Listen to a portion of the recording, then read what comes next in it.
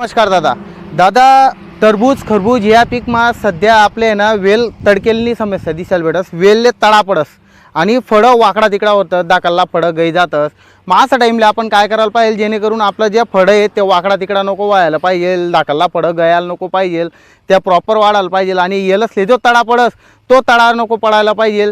जर तडा पडणार तर वस काय जे न्यूट्रियन्स आपण देतच, ज्या खतं देतच त्या लागूनही पडतात. आपण कोणताही वॉटर सोल्युबल सोडा ते फळसपर्यंत पोहोचत नाही किंवा पूर्णपणे लागू होत नाही. मग त्यात तडा नको पडायला पाहिजे आणि फळ गड व्हायला नको.